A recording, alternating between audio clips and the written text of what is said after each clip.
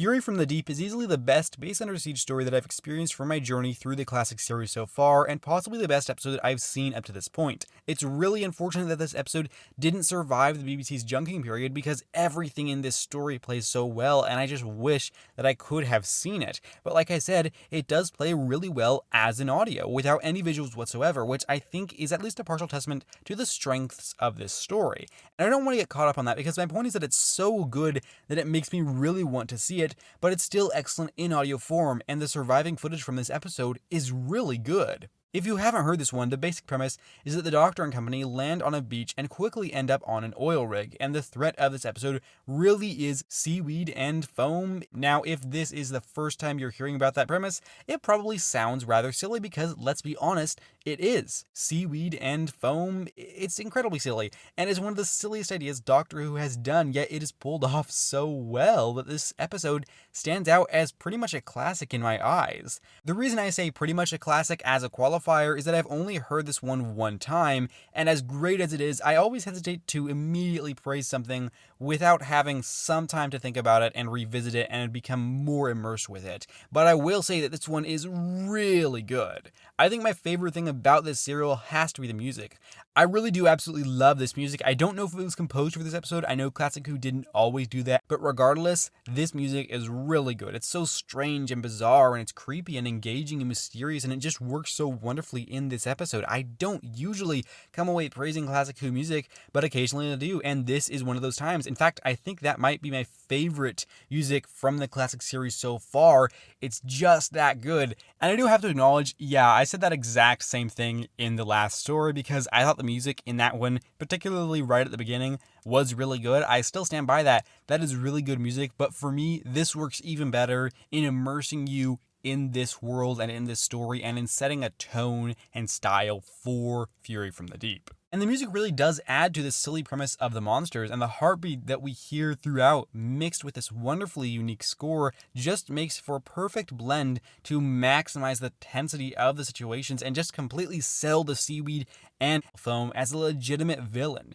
Interestingly, the story felt rather claustrophobic to me, which is a weird statement to make maybe because this is not at all visual medium that I experienced this story in. But the location of the oil rig worked well in terms of giving our characters limited mobility and making the threat feel more difficult to manage, so I liked that. This is maybe the best paced story that I've experienced from Classic Who so far, and I don't want to make that as a definitive statement. I just want to say that this episode is really well paced. We get a smooth introduction into the location, characters, concepts, and the mood, and the style, and the atmosphere of this one. And then we have the bulk of the story that is followed by a conclusion that feels in no way rushed. So on the whole, this episode just has a really good flow to it, and I think that's really important, that it not only manages to maintain my interest throughout the entire thing, but it manages to conclude it in a very satisfying and engaging way as well. So stepping aside from the setting and the monsters and the feel of this episode, which all work incredibly well together, let's talk about our characters for a second. I think the sidecast works pretty well in this one. I don't remember any of their names, but while listening to the episode,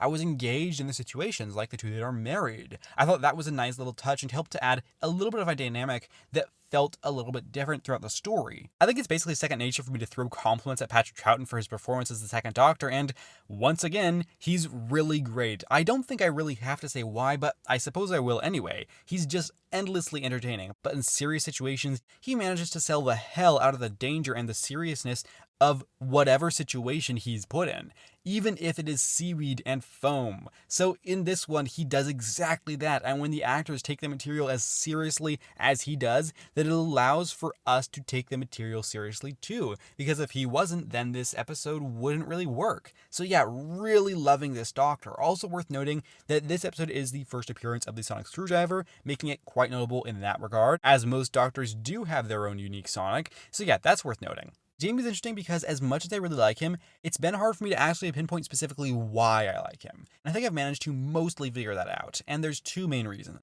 which fit together pretty closely.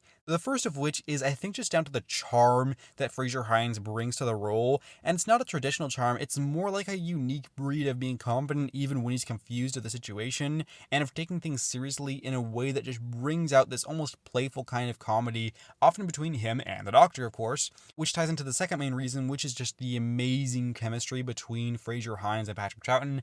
I mean, it would be hard to watch this show and not see just how much fun the two of these actors are having together, because it's just completely infectious.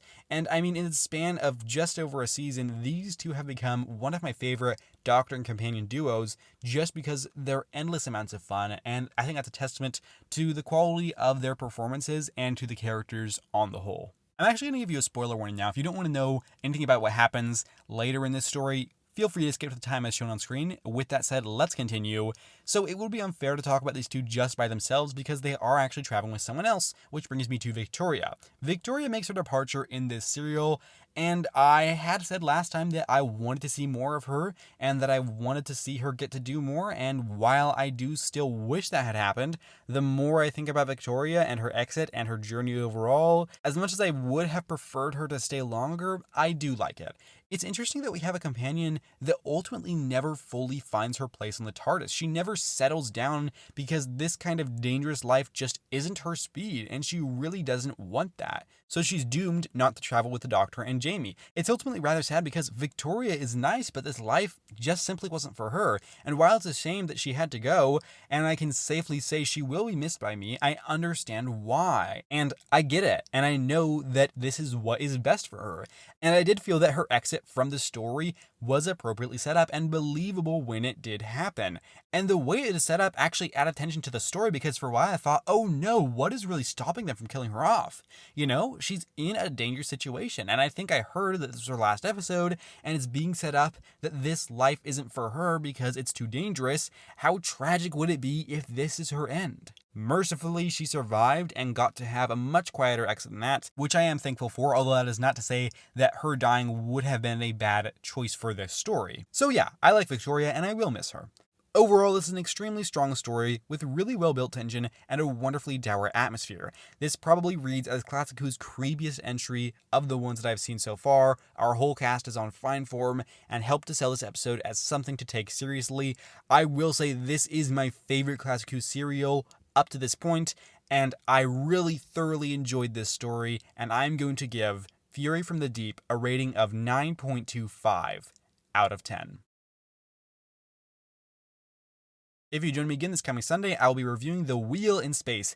I have already seen it, I naturally have some thoughts on it, and I hope to share them with you on Sunday, but if not, that's totally cool. Just know that I appreciate your time here today, and with that said, thank you very much for watching, take care, and have a lovely week.